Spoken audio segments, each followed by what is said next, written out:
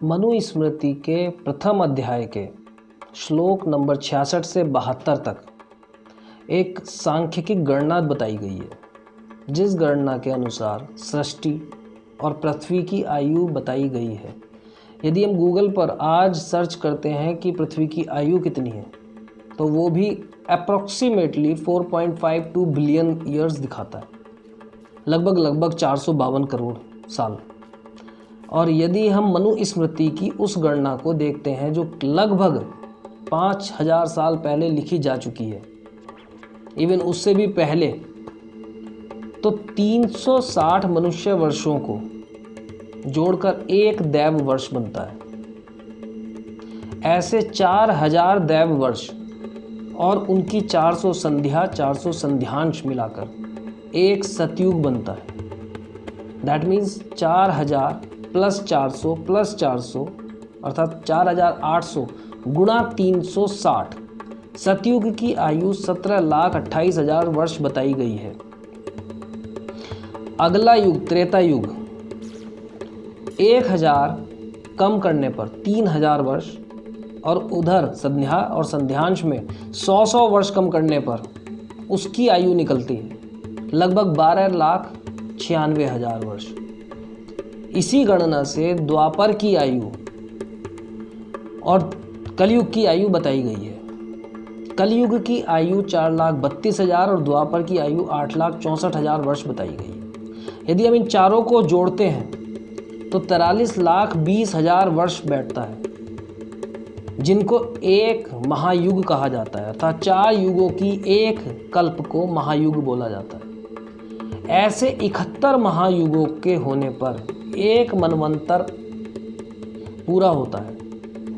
एक मनवंतर के पूरा होने के पश्चात ऐसे ही 14 मनवंतर बताए गए हैं। तो यदि 14 मनवंतर पूरे होते हैं और उन्हें 71 महायुगों को 14 से गुणा किया जाता है, तो ब्रह्मा जी का एक दिन आता है, जिसकी गणना लगभग 4.32 बिलियन ईयर्स आती है, जो अप्रॉक्सीमेटली वही गणना के बराबर बैठती है जो गणना आज के वैज्ञानिक अब वैज्ञानिकता के आधार पर बताते हैं। बिना किसी तंत्र के, बिना किसी यंत्र के, यही गणना आज से कई हजार वर्ष पूर्व हमारे पूर्वजों ने अपने धर्म ग्रंथों में लिख दी गई थी।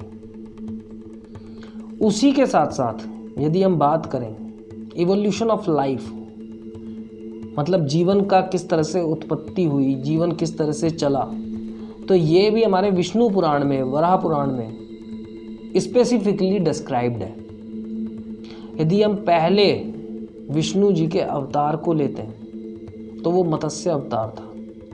मत्स्य अवतार में विष्णु जी ने जब मछली का रूप धारण किया तो उन्होंने इस पूरे संसार को, जो जलमग्न हो चुका था, मछली का रूप धारण करके उस जल वृष्टि से बाहर निकाला। इसका अर्थ ये था कि life was originated in the water. यही डार्विन थ्योरी कहती है कि पहला जीवन जो उत्पन्न हुआ है वो जल में उत्पन्न हुआ है। एंड देन देयर आफ्टर अगला जीवन, अगली जो इसकी कड़ी थी, वो कुर्मा अवतार कहा गया है। कुर्मा अवतार भगवान विष्णु का वो अवतार था जो एक उन्होंने कछुए के रूप में लिया था, मंदराचल पर्वत को स्थिर करने के लिए। जिस समय पर एक समुद्र मंथन की क्रिया की गई थी, तो मथानी जो मंदराचल पर्वत बनाया गया था वो स्थिर नहीं था। तो उसके आधार पर भगवान श्री हरि विष्णु ने स्वयं कुर्म रूप रखकर आधार बनाया था। कुर्मा अवतार जब लिया गया तो एक उभयचर की, अर्थात एक ऐसा प्राणी जो जल में और जो थल पर दोनों जगह एक साथ रह सके, जो वहाँ भी सर्वाइव कर सकता था और थल पर भी सर्वाइव कर सकता था।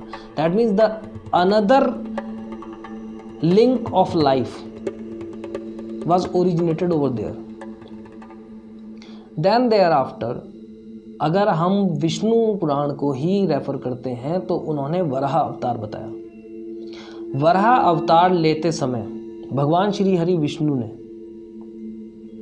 पृथ्वी को अपने दोनों दांतों के बीच में रखकर जलावृष्टि से बाहर निकाला था, ऐसा विष्णु पुराण में लिखा हुआ है। जब पृथ्वी को बाहर निकाला गया था, यहाँ नोट करने वाली एक और बात है कि गैलीलियो ने जब ये बताया कि पृथ्वी गोल है, ये आज से कुछ 100 साल पहले, कुछ 200-400-500 साल पहले की बात है, जबकि हमारे किसी भी पुराण में अगर ये इसकी संरचना देखी जाए, किसी मंदिर में, किसी पुरानी कंदरा में इसकी संरचना देखी जाए, तो वराह के जो मुंह पर पृथ्वी रखी हुई है वो गोल है। That means they have decided, they have got the real image of the earth. उनको पता था कि पृथ्वी गोल है। यहाँ पर कुछ लोगों को ये भी भ्रांति होती है कि जब हिरण्याक्ष के वध के लिए वराह अवतार लिया गया था तो कुर्मा अवतार राजा बलि के समय में हुआ था।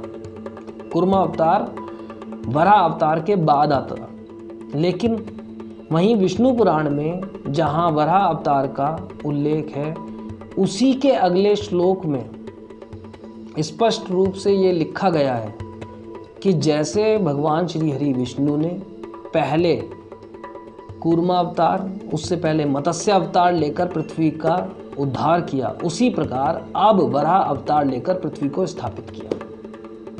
वराह अवतार 3 बार लिया गया है। सृष्टि हमारी बार बार जलमग्न होती है, बार बार प्रलय आती है, 3 बार वराह अवतार हुआ है।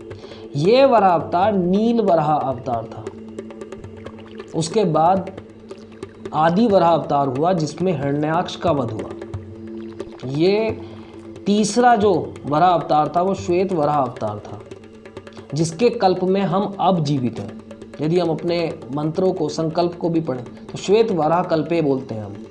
श्वेत वराह कल्पे माने जो कल्प श्वेत वराह से शुरू हुआ है। इससे पहले मत्स्य कल्प, उसके बाद पद्म कल्प आया था। पद्म कल्प के बाद नील वराह अवतार हुआ था। पद्म कल्प की जब अंत थी वो हिम युग का अंत था, हिम युग का अंत था। हिम युग के बाद जब पृथ्वी पर पूरी तरह से पानी, जल, हिम ये सब इकट्ठा हो गया था, तब नील वराह अवतार कर उसका उद्धार किया। और उसी के अगले श्लोक में ये बताया गया है कि उसकी चट्टान, उसके पर्वत, उसकी कंदराएं तोड़कर उन्होंने उसको समतल किया। दैट मीन्स जो वराह था, वराह वो जाति थी जो सिर्फ जंगलों में रहना जानती थी, पूरी तरह से डेवलप्ड नहीं थी, नॉलेजेबल नहीं थी, लेकिन फिर भी उसने कंदराओं में रहने के लिए तोड़ फोड़ करके अपने रहने के लायक जगह बनाई। उसके बाद आते हैं नरसिंह अवतार पर। यदि हम नरसिंह अवतार की बात करते हैं, नरसिंह अवतार एक इस तरह का अवतार था जिसमें एक आधा शेर और आधा मनुष्य था। मतलब एक ऐसा जानवर जो बुद्धि रखता था, जहां पर विकास होने लगा था आपकी बुद्धि का। उसके बाद आप सिर्फ शिकार करना, मारना, काटना ये सब जानते थे, वही नरसिंह कर रहे थे। इसीलिए वो ज़्यादा समय तक रुके नहीं पृथ्वी पर। यहाँ पर आपके सतयुग के अवतारों का अंत होता है। त्रेता युग में पहला अवतार आपका वामन अवतार हुआ, जो महाराज बलि के समय में हुआ। वामन अवतार में भगवान श्री हरि विष्णु ने मात्र एक छोटे से पुरुष का रूप धारण किया, जो कहने में बौने थे, मगर बौने होने के साथ साथ उन्होंने कुछ ही क्षणों में एक इतना विकराल रूप धारण किया जिस रूप के सामने सारी सृष्टि छोटी थी। दैट मीन्स वो छोटा, वो वराह, वो बौना जो अपने आप को बड़ा कर सकता था, विस्तार कर सकता था, काइंड ऑफ होमोसेपियंस, जो छोटे थे फिर बड़े बड़े बड़े डेवलप हुए, धीरे धीरे सीधे हुए, डेवलप हुए। यहाँ पर एक अगली कड़ी जुड़ी। उसके बाद अगला अवतार परशुराम अवतार कहा गया। भृगु परशुराम अवतार में परशुराम जी के पास ज्ञान था, परशुराम जी के पास शक्ति थी। परशुराम जी ने 21 बार क्षत्रिय विहीन किया इस पृथ्वी को। लेकिन वहाँ भी एक प्रॉब्लम थी कि परशुराम जी अपनी शक्तियों पर नियंत्रण करना नहीं जानते थे।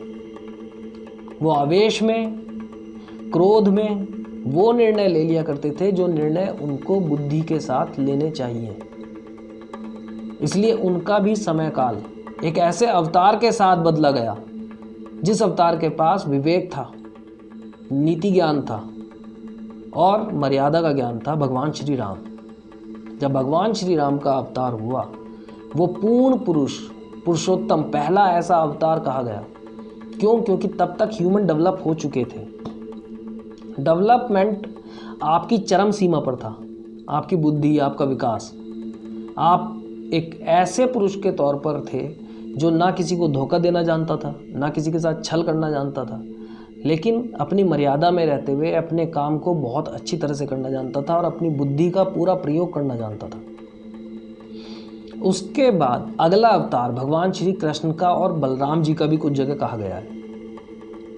अब भगवान श्री कृष्ण से पहले अगर हम बलराम जी की बात करते हैं तो बलराम जी का एक नाम हलधर भी कहा गया है।